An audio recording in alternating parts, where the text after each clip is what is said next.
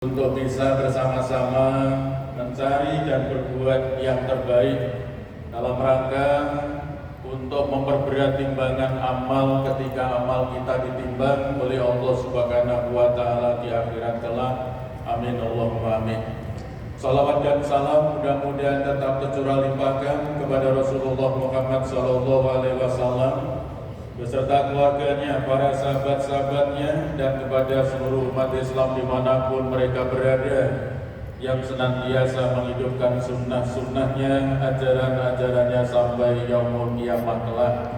Hadirin yang dirahmati Allah Subhanahu wa Ta'ala, untuk menggapai ridho dan rahmat Allah, marilah acara ini kita awali bersama dengan membaca bacaan basmalah. Bismillahirrahmanirrahim. Informasi kajian hari Selasa malam Rabu 7 September 2021 Miladiyah. Insya Allah yang menyampaikan kajian Ustadz Fadlan Fahamsah dari Surabaya. Mohon untuk diinformasikan kepada sanak famili ataupun keluarga yang pada malam hari ini belum ikut kajian. Oleh karenanya selanjutnya kita ikuti bersama kepada beliau Ustaz Mustafa Mutasam, disilakan dari kami. Assalamualaikum warahmatullahi wabarakatuh.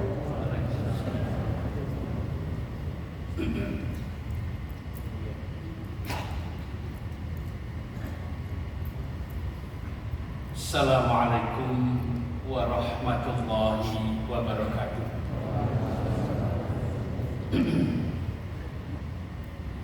Alhamdulillah alladzi nahmaduhu wa nasta'inuhu wa nastaghfiruh wa nastahdi wa natubu ilaihi wa na'udzu billahi min syururi anfusina wa min sayyiati a'malina may yahdihillahu fala mudilla lahu wa may yudlil fala hadiya lahu. Asyhadu an la ilaha illallah syahadatan tuwahhidul ummah wa anna Muhammadan abduhu wa rasuluh alladzi la nabiyya ba'dah.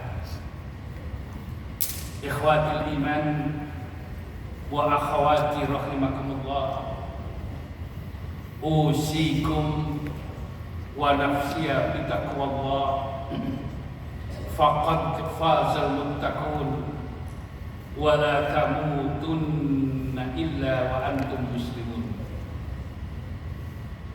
Wa'tasimu bihablillahi jami'an wa la tafarraqu.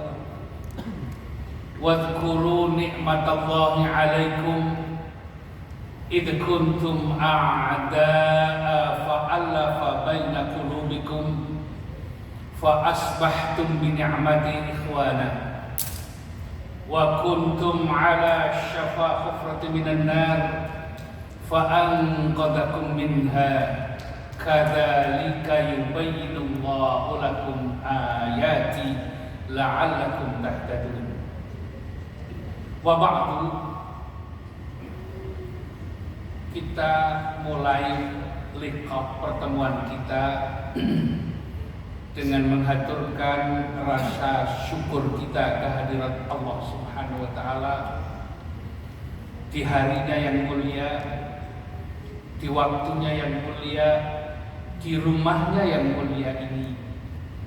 Mudah-mudahan dengan memanjatkan rasa syukur kita kehadiratnya, menambah kekuatan iman kita, menambah kedalaman keyakinan kita bahwa tidak ada agama yang lebih benar daripada agama Islam, tidak ada qudwah yang lebih baik dan sempurna kecuali qudwah dari Nabi kita Muhammad sallallahu alaihi wasallam. Saudara-saudara yang dimuliakan Allah, sudah menjadi tabiat manusia itu suka meniru dan mengikuti. Allah menceritakan bagaimana tatkala Qabil membunuh Habil, lalu kemudian bingung diapakan setelah saudaranya terbunuh. Belum terpikirkan olehnya, lalu Allah mengirimkan ghurab, burung gagak, 2 ekor yang kemudian berkelahi. Ketika salah satu burung itu kalah dan mati, maka burung yang masih hidup kemudian menggali tanah dan menguburkan saudaranya yang tewas.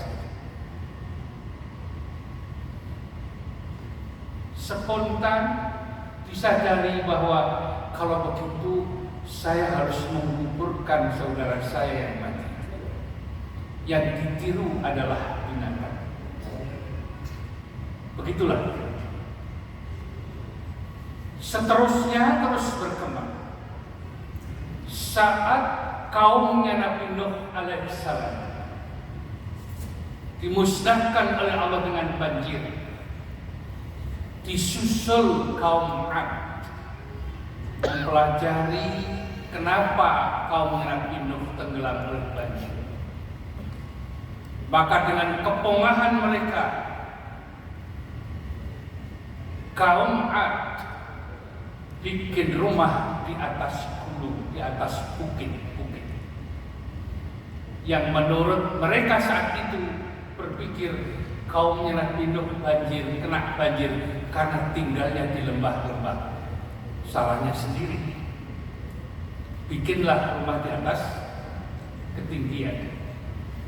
Ketika Allah memusnahkan mereka di atas ketinggian itu dengan angin puting beliung, lalu disusul berikutnya kaum Samud. Mereka pun berpikir, kalau kaum Nuh kena banjir barangkali karena di lembah.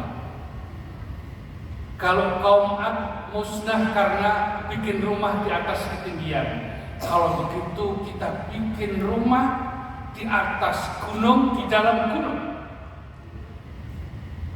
Maka mereka kemudian memahat yang khitunal jibala buyutan, melubangi gunung-gunung itu untuk menjadi rumah-rumah mereka. Di atas gunung,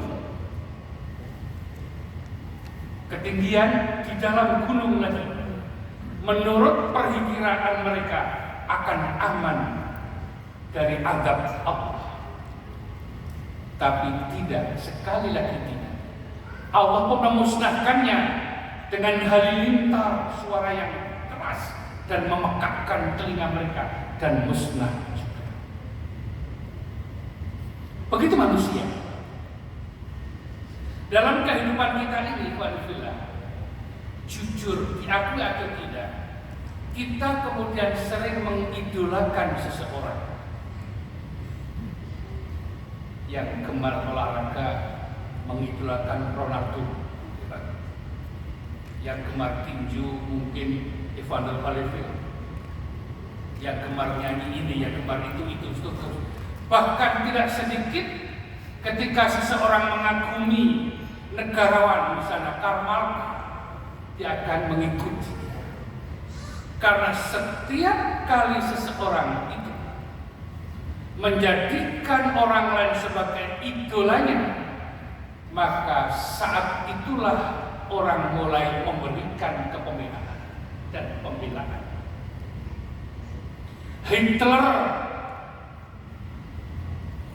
orang mengikuti bagaimana tentara menggerakkan pasukannya, diikutlah gaya-gaya itu.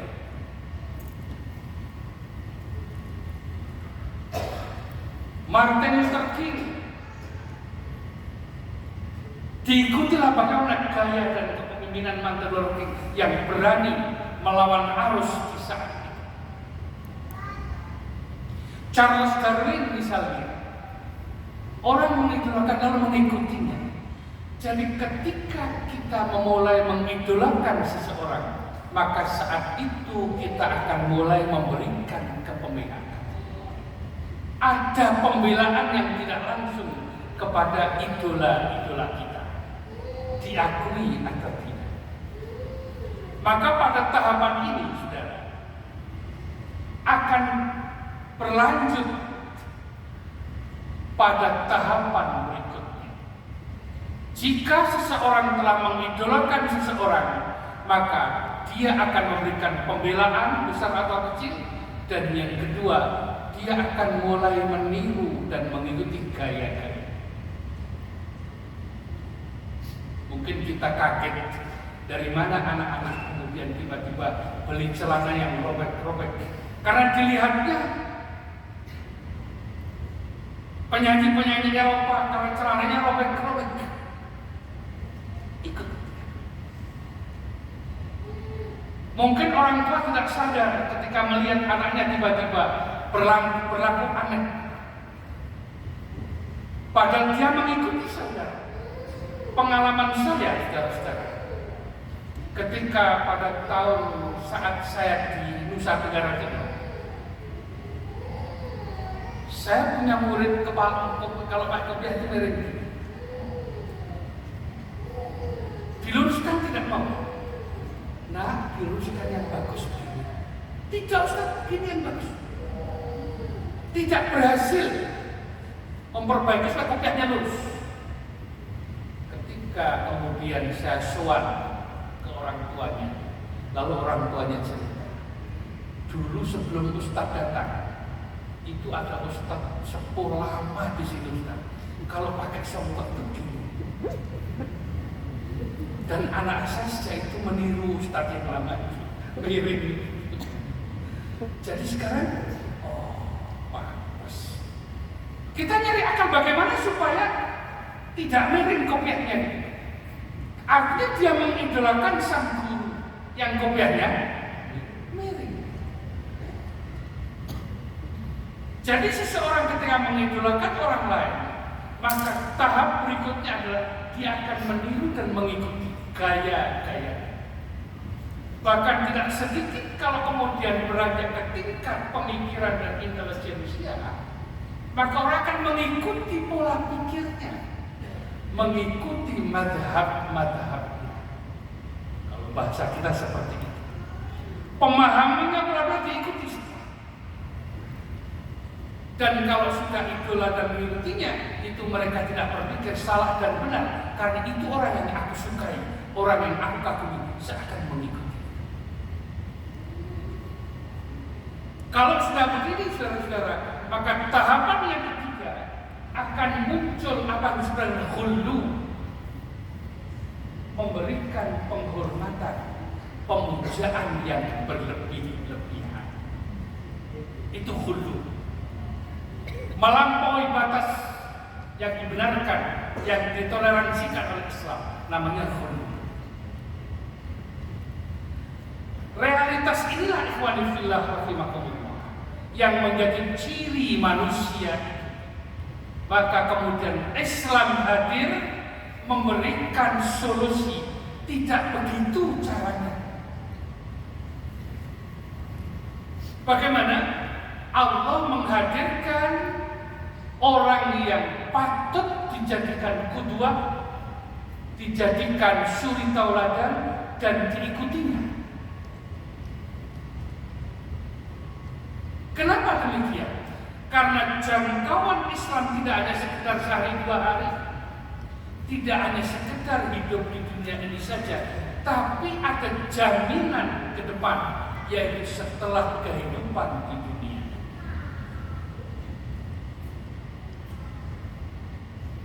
Kalau kita mengagumi seseorang, kadang-kadang kita lupa diri. Walaupun ada kedzalim, kita ikuti kedzalimannya.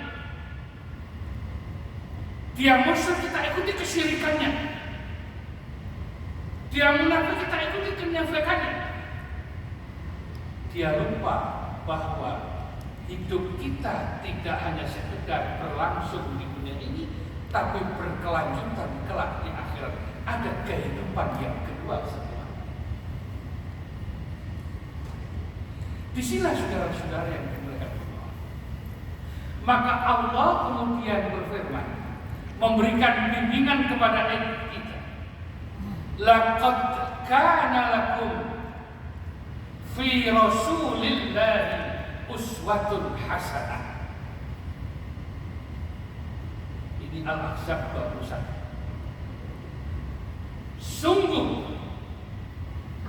ini takkid double. Sungguh benar-benar telah ada untuk Anda fi Rasulillahi, di dalam kepribadian, di dalam diri Rasulullah itu, uswatun hasanah, suri tauladan atau keteladanan yang baik.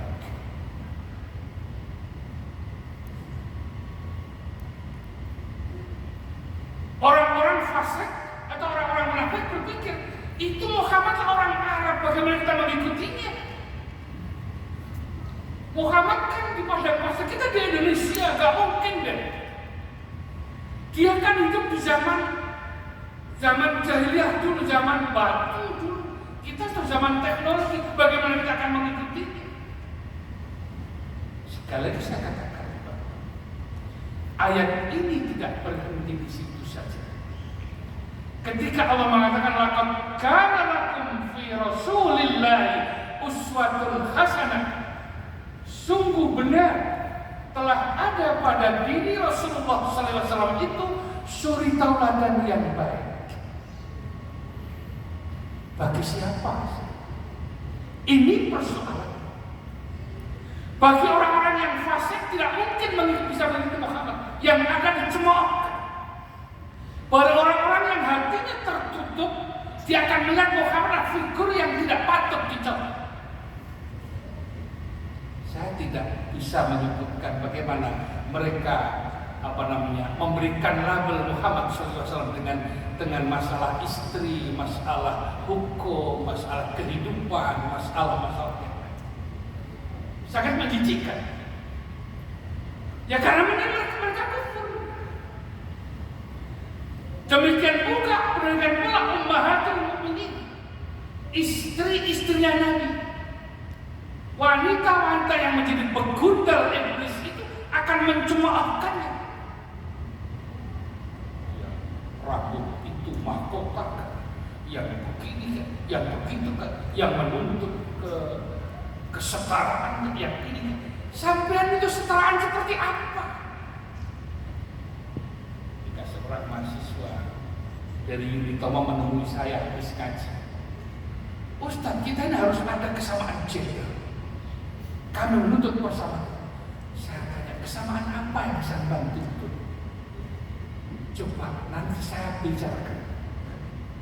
Ada nggak kira-kira peluang celah? Kira-kira.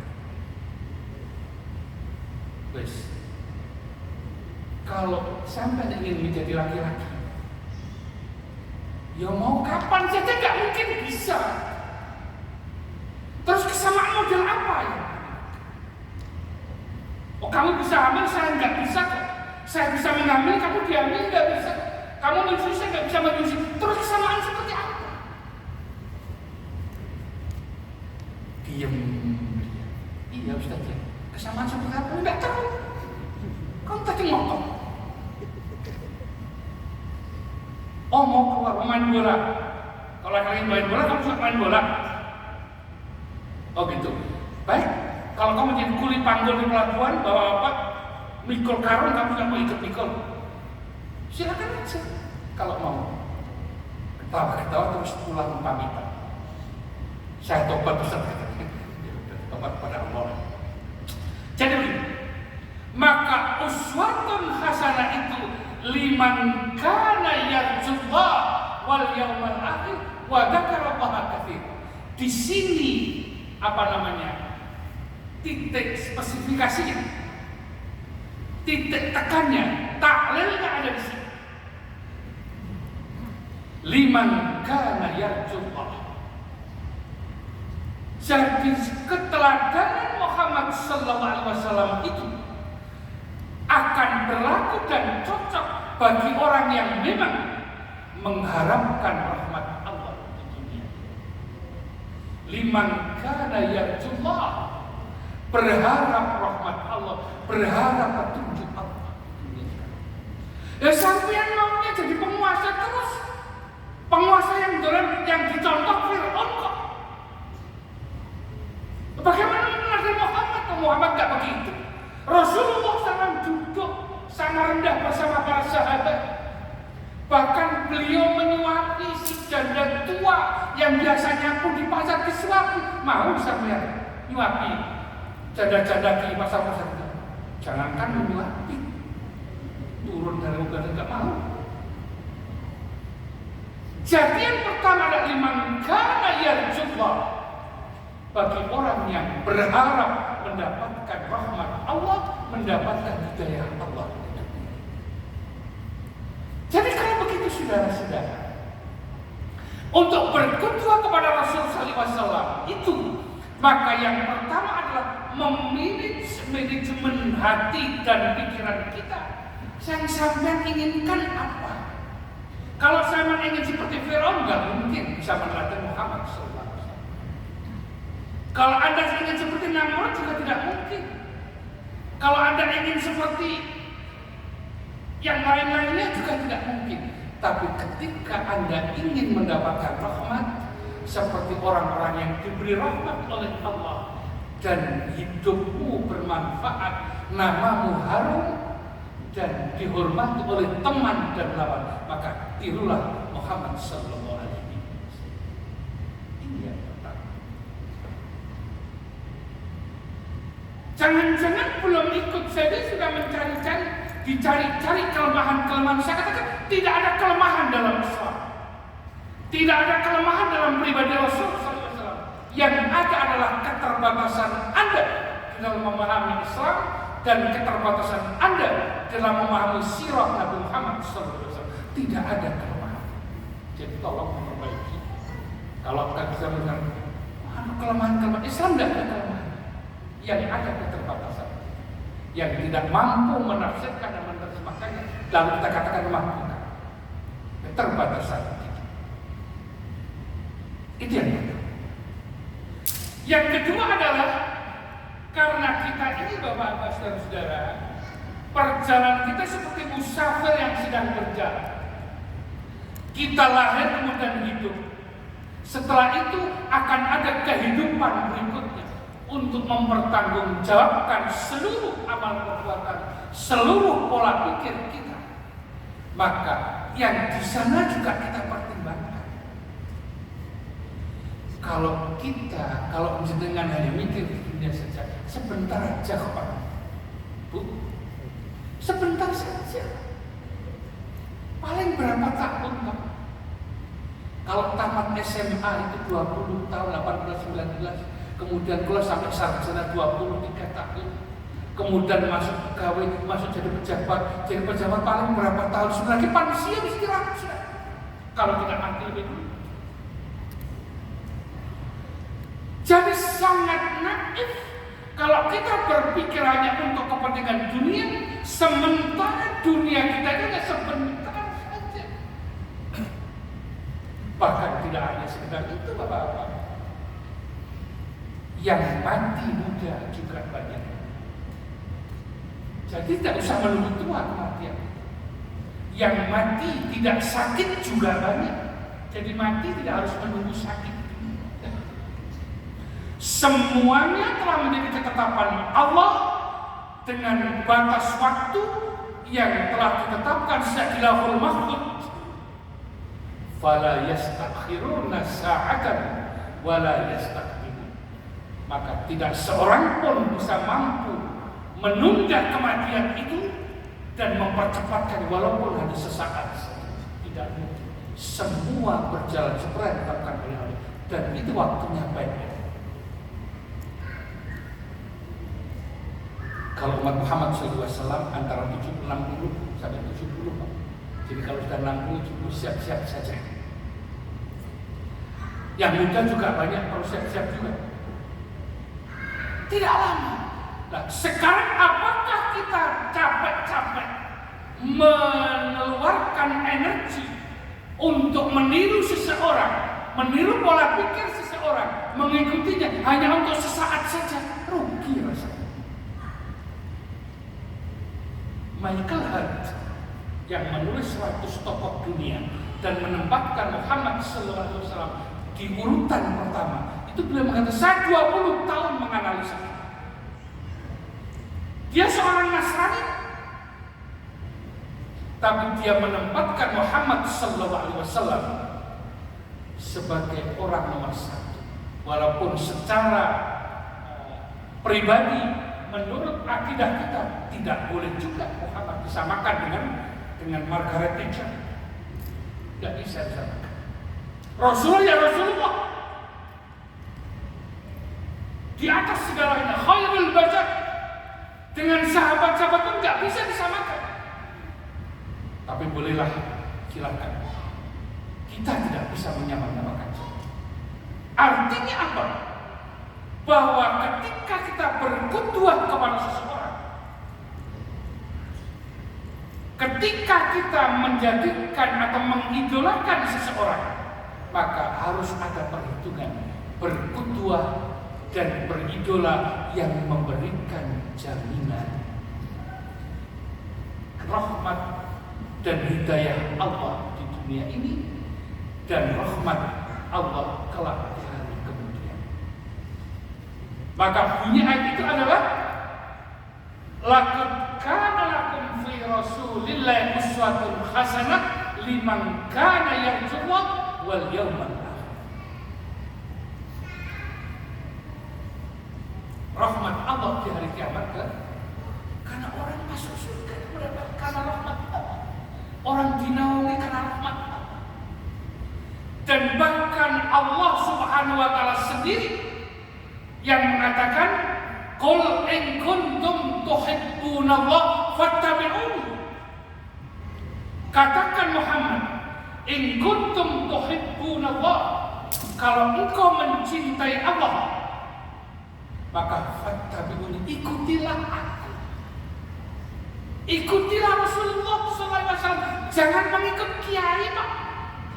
Jangan mengikuti Rasulullah. Karena kiai ustaz mungkin saja salah manusia.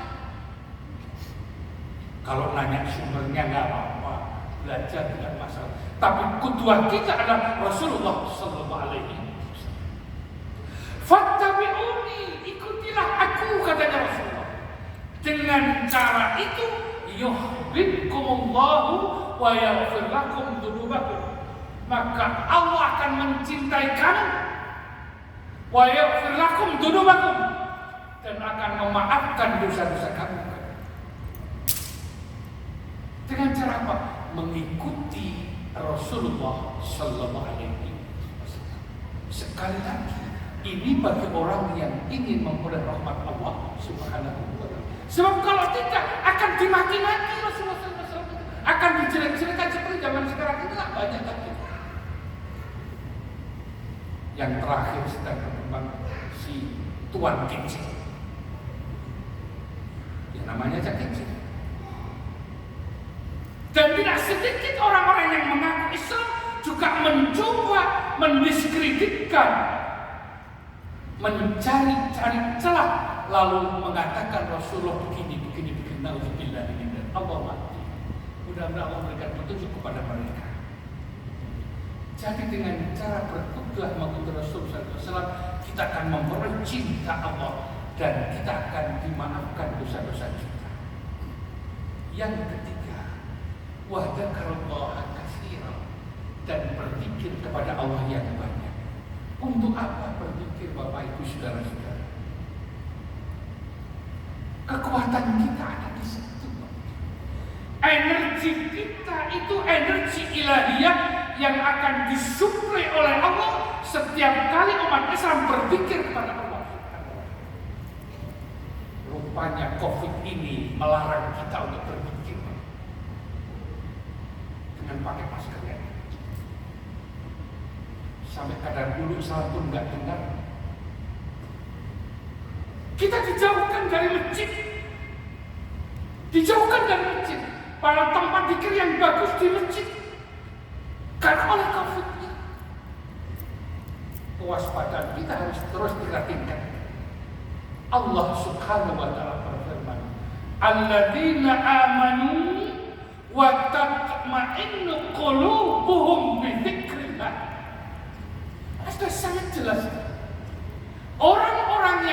beriman itu tatma'innu qulubuhum, tenang hatinya, bizikrillah, dengan zikir kepada Allah Subhanahu wa taala. Teriak-teriak takut sana takut sini, berita kematian, berita COVID, ya sudah, berita macam-macam. Tapi kalau kita berzikir kepada Allah, hati kita diberi tenang oleh Allah. Nah, memang ada kok, ada kenyataan, ada kok. Korban juga banyak, iya. Tapi terus mau apa? Kan itu masalah. Mau apa sampean? Tidak ada yang bisa kita lakukan. Kalau kelihatan tak tinju, udah kelihatan Pak. Itu kan. Kalau kelihatan langsung selesai bilang, tidak kelihatan. Nah, oleh karena itu satu-satunya cara yang diberikan oleh Allah untuk menenangkan hati kita, dan itu bagian yang meningkatkan imun kita, adalah dengan berzikir kepada Allah. Maka alladzina amanu wa tatma'innu qulubuhum. Sekarang zikir yang bagaimana? Wiridan terus, sholat terus, ngaji terus, enggak juga. Kalau jenengan mengartikan zikrullah itu adalah membaca Al-Quran, maka bacalah Al-Quran. Karena itu akan mengingat. Kalau zikrullah itu adalah salat, maka kerjakanlah salat di masjid dan jangan telat. Ikuti sunnah Rasul sallallahu alaihi wasallam. Kalau zikrullah itu adalah mendengarkan tausiah, dengarkanlah tausiahnya para ustaz, para habib, para kiai. Kalau zikrullah itu adalah tadabbur Al-Quran, maka tadabbur Al-Quran, ikut ngaji, tadarus. Berbagai cara banyak dilakukan dalam rangka meningkatkan imun kita dengan media zikrullah, berzikir kepada Allah Subhanahu wa taala. Ala bi zikrillahi tatma'innul qulub. Ketahuilah dengan zikir kepada Allah itu akan menenangkan hati. Ini yang jadi berqudwah kepada Rasul sallallahu alaihi wasallam yang oleh Allah dikatakan uswatun hasanah, itu akan menjadi uswah hasanah bagi orang yang memang berkeinginan untuk yang pertama memperoleh rahmat Allah dan bimbingan Allah di dunia. Pekerjaan dan keinginannya ingin mendolimi orang terus, ya nggak bisa berbuat kepada Rasul, karena Rasul tidak pernah melakukan seperti itu. Kalau kita pegawai pekerjaan berkhianat, ingin berdusta terus, dan nggak mungkin berbuat kepada Rasul, karena Rasul nggak pernah berkhianat dan nggak berdusta. Dan mendapatkan rahmat Allah yang kedua di hari kiamat. Bagaimana akan berkutuah kalau hari kiamat saja nggak percaya? Kehidupan setelah mati juga tidak percaya, nggak bisa berkutuah pada Rasulullah. Dan yang ketiga, berzikir kepada Allah. Kalau tidak percaya dengan Al-Quran, tidak percaya kepada Nabi Muhammad SAW, dengan cara apa sampai berzikir? Nyanyi. Apa gitu sekarang itu? Ditawarkan dengan cara nyanyi, dengan berhitung, dengan begini, dengan begini, dengan begini. Susah banget. Padahal dengan berzikir kepada Allah itu akan mendatangkan ketenangan, dan itu bagian ketiga tujuan kita berkutuah kepada Rasulullah Sallallahu Alaihi Wasallam. Jamaah yang berbahagia, kita lihat kelanjutan ayat. Bagaimanakah pasukan Islam atau para sahabat ketika mengaplikasikan berkutuah kepada Rasulullah SAW itu? Mereka berkutuah dalam iman, mereka berkutuah dalam senang, mereka berkutuah dalam susah, mereka berkutuah ketika memenangkan peperangan, mereka berkutuah saat kalah dalam peperangan. karena kehidupan seperti itu. Bagaimana Rasulullah SAW ketika di Mekah sholat di tawaf diludahi, sholat dilempari, bahkan akan dibunuh, bahkan dituduh gila, bahkan dituduh dukun, bahkan dituduh tukang sihir, berbagai tuduhan mereka. Tapi Rasulullah SAW bersikap tenang. Dan itu tauladan yang hebat, keteladanan yang luar biasa. Sahabat melihatnya dan mengikutinya, dan bagaimana Rasulullah SAW tatkala menerima terpaan ujian dan tantangan adab dari orang-orang kafir Quraisy. Bahkan saat istrinya meninggal dunia, pamandanya meninggal dunia, kemudian mencoba alternatif mencari pembelaan ke negeri sebelah, ke kampung keluarganya di Taif pun, di Taif dilempar budak-budak dan anak-anak sampai terjatuh di kebun anggurnya Utbah bin terjatuh pingsan di situ. Ketika dalam situasi yang kritis seperti itu, malaikat pun menawarkan Muhammad, biar saya adab saja orang Taif ini. Keterlaluan menyakiti nabinya seperti ini. Saat itu beliau bukan dendam, habiskan saya malaikat. Tidak. Malah Rasulullah SAW berdoa, Allahumma hdi qaumi fa innahum la ya'lamun. Ya Allah, berikanlah petunjuk kaumku ini karena mereka tidak tahu. Kalau hari ini mereka tidak beriman, bapak ibunya, mungkin anaknya besok beriman, mungkin cucunya besok beriman. Begitu hebat dan pribadi yang sangat kuat, tidak ada rasa dendam sama sekali ketika menerima cobaan seperti itu. Dan itu dipelajari oleh para sahabat, diikuti Bapak. Jadi berkutuah itu berkutuah dalam keadaan senang, berkutuah dalam keadaan susah, berkutuah ketika dalam peperangan, berkutuah ketika kalah perang, berkutuah ketika berkuasa, dan berkutuah ketika tidak berkuasa. Itu ada pada Rasulullah SAW. Bahkan di dalam urusan rumah tangga kita berkutuah kepada Rasulullah SAW. Inilah yang kemudian ketika perang Ahzab ini, saat kota Makkah dikepung oleh tentara kafir Quraisy dengan sokongan orang-orang Yahudi dan seluruh kabilah mengepung, tentara sekutu kalau bahasa kita sekarang. Jadi Ahzab itu adalah sekutu.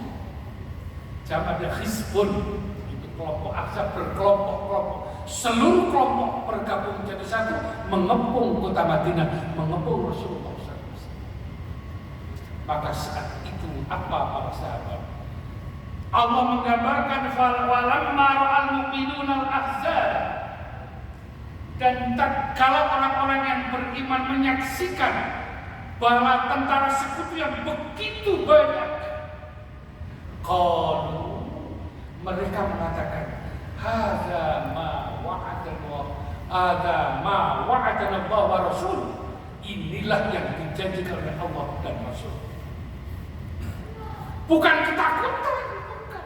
Ada ketenangan yang luar biasa. Musuh begitu banyak dan dikepung, tapi mereka mengatakan, hadza ma wa'adana Allah wa Rasul. Inilah yang dijanjikan oleh Allah dan Rasul. Wa sadaqallahu wa rasuluh, dan benar Allah dan Rasul. Ini janji. Dan berita ini kita terima banyak, bahwa dalam kehidupan itu ada ujian, kadang-kadang ada malapetaka, kadang-kadang ada bencana, kadang-kadang paceklik, kadang-kadang kemarau, kadang-kadang pandemi seperti ini. Sebagai umat Islam kita tidak perlu panik, biasa. Karena Allah telah memberitakan, inilah yang diberitakan oleh Allah dan Rasulnya. Di zaman Nabi ada tahun, iya, sudah diceritakan, dan Rasul memberikan solusi bagaimana menghadapi tahun itu. Ada konsep Rasulullah SAW. Hanya bahasanya bukan lockdown atau PSBB atau PPKM. Tapi Rasul mengatakan di zona yang dilanda pandemi itu, tuan-tuan, ibu-ibu tidak usah keluar, di rumah saja, di kampung itu saja. Tapi yang di luar juga tidak usah masuk, diisolasi. Lalu bahasa kita menjadi kita nggak asing lagi juga konsep Rasulullah SAW yang di dalam zona tidak boleh keluar, yang belum tidak usah masuk, batasi, berikan batasan supaya tidak melanggar. Ditata oleh Rasulullah. Termasuk bagaimana kalau berjamaah, bagaimana sholatnya diatur oleh Rasulullah SAW. Maka walamma ra'al mu'minuna al-ahzaba, dan tatkala tentara Islam melihat pasukan sedang begitu banyak, mereka malah mengatakan hadza ma wa'adallahu wa rasuluh wa sadaqallahu wa rasuluh. Dan karena keteladanan yang hebat dan mereka mengikutinya, maka yang terjadi apa? Jamaah yang mendekat Allah di sini kuncinya. Wa ma zadahum illa imanan. Dan tidaklah Allah menambahkan mereka kecuali keimanan mereka semakin kuat dan tangguh. Jadi berkutuah itu Bapak Ibu Saudara, kalau kita mengikuti berkutuah pada Rasulullah SAW, maka Allah akan memberikan kekuatan iman kepada kita. Tapi kalau kita sampai setengah-setengah berkutuahnya, ya imannya setengah-setengah saja. Imanlah kepada, yakin bahwa ini petunjuk Allah, bimbingan Rasulullah seperti itu, maka wa ma zadahum illa imanan. Dan tidaklah tambahan yang diperoleh kecuali rasa iman yang kuat pada Allah. Pandemi ini juga begitu seharusnya. Umat Islam itu semakin kuat beriman kepada Allah, karena Rasul pun telah mengatakan bahwa jika seseorang kena wabah itu, dia beriman kepada Allah dan sabar, dan jikalau sampai kepada kematian, maka orang itu tercatat di hadapan Allah sebagai mati syahid. Allah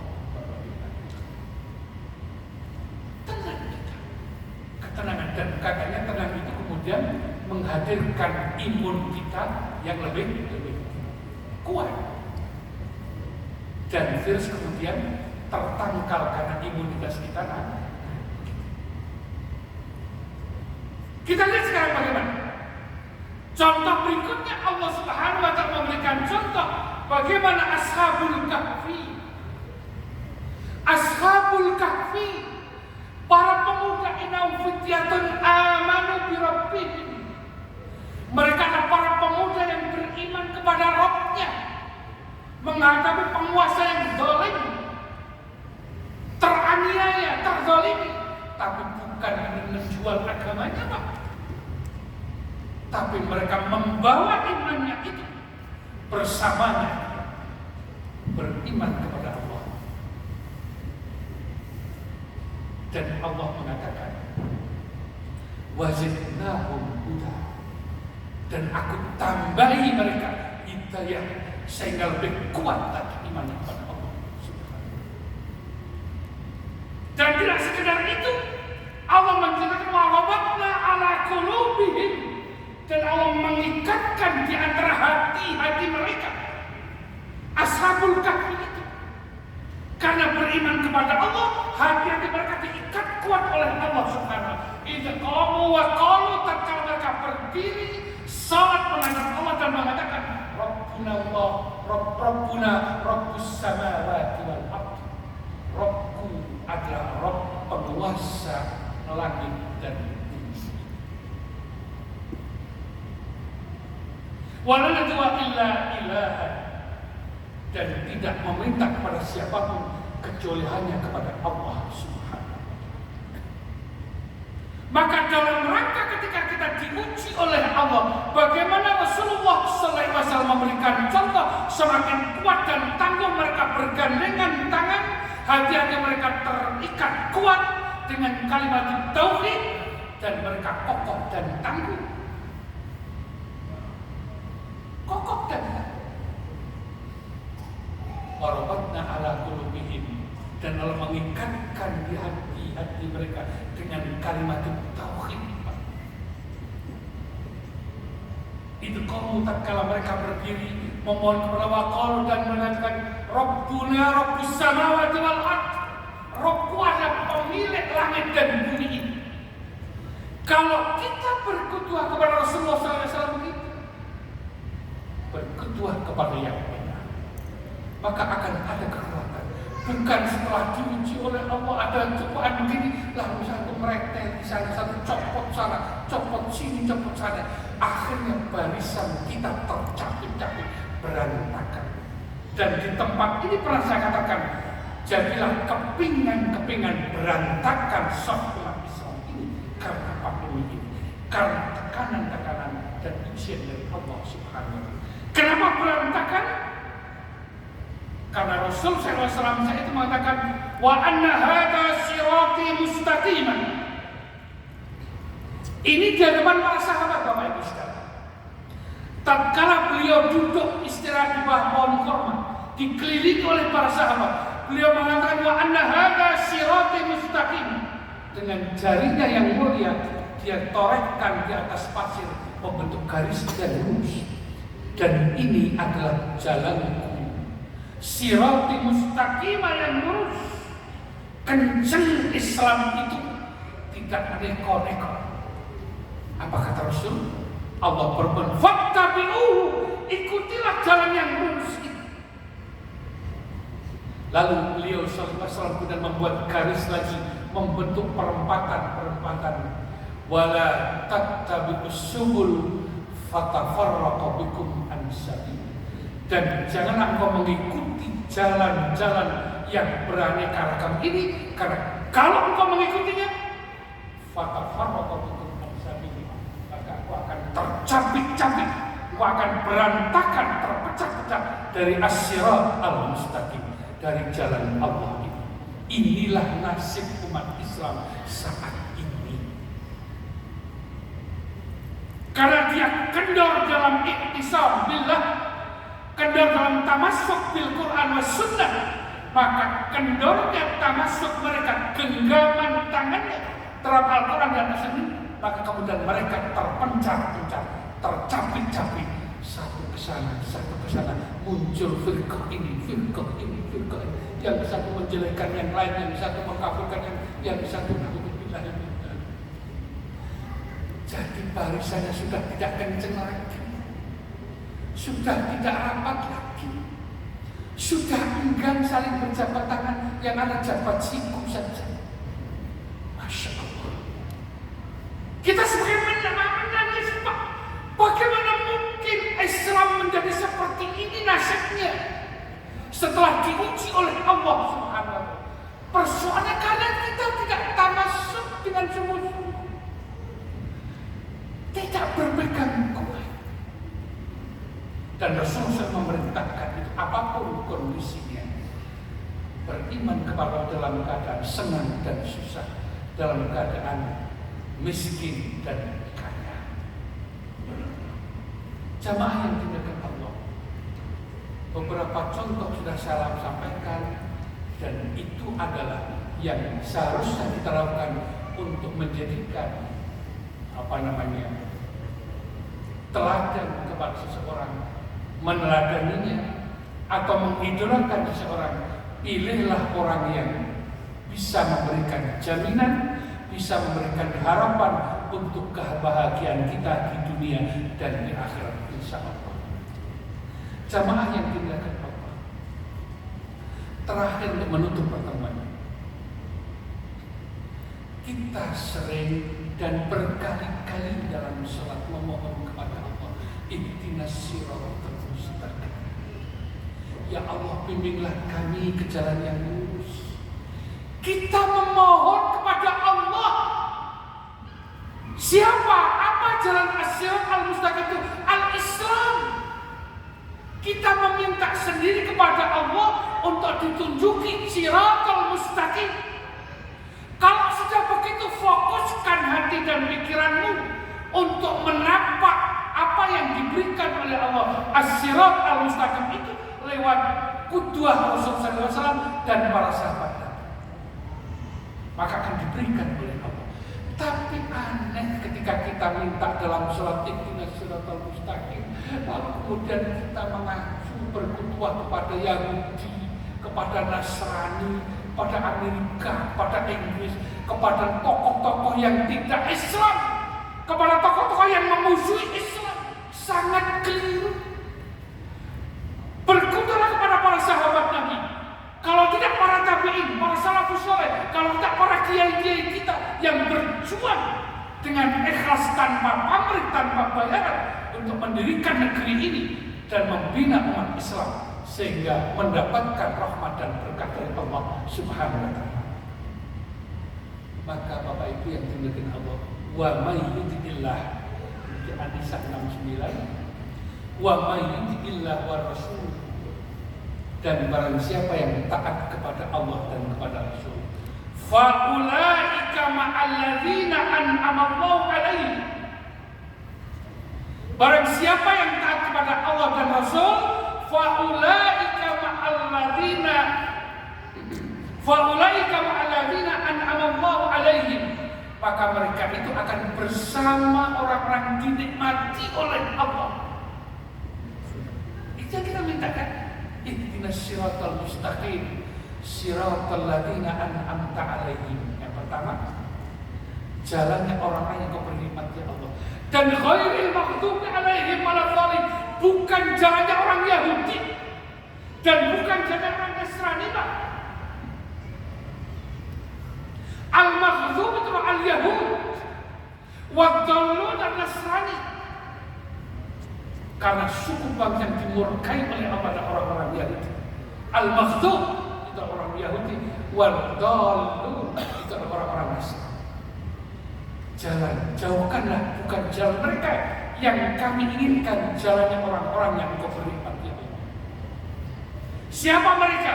Yang pertama adalah minan nabiyyin, jalannya para anbiya, para nabi dan Allah Subhanahu wa taala. Yang kedua adalah wasiddiqin, dan jalannya orang yang membenarkan Islam, orang-orang yang benar hatinya, benar pikirannya, jujur, itulah yang kita harapkan. Dan yang ketiga wasyuhada, jalannya orang-orang yang syahid di jalan Allah, yang merelakan dirinya, menjual jiwanya untuk agama Allah, hanya untuk kepentingan Allah Subhanahu wa taala. Dan yang terakhir adalah wassalihin, jalannya orang-orang saleh. Orang-orang saleh itu yang mana? Orang-orang yang mengamalkan, beramal seperti amal Al-Quran dan sunnah Rasulullah SAW. Wa hasuna ulaika rafiqa, wa hasuna ulaika rafiqa, dan mereka itulah al-anbiya, wasiddiqin, wasyuhada, wassalihin.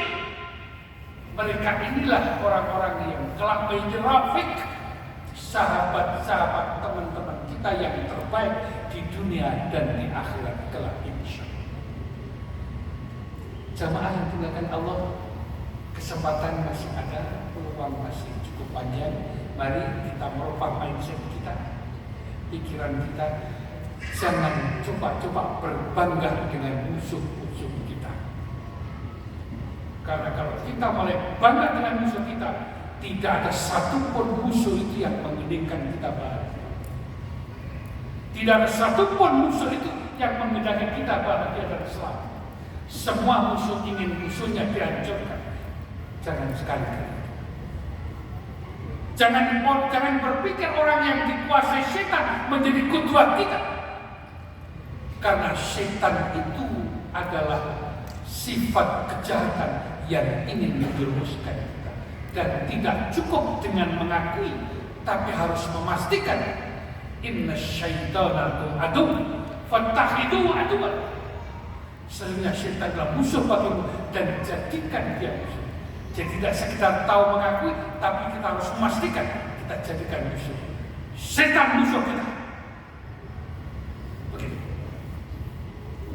Dengan cara itu mudah-mudahan Allah berikan pertolongan kepada kita memberikan kebahagiaan kita di dunia dan akhirat, anak cucu kita, sehingga perjuangan yang kita mulai ini dapat diteruskan anak-anak kita dan menjadi amal soleh, menjadi amal jariah yang kelak bisa memberikan sumbangan pahala kita tatkala kita diambil oleh Allah Subhanahu wa taala. Mohon maaf kurang lebihnya. Aku qouli hadza astaghfirullahaladzim. Assalamualaikum warahmatullahi wabarakatuh.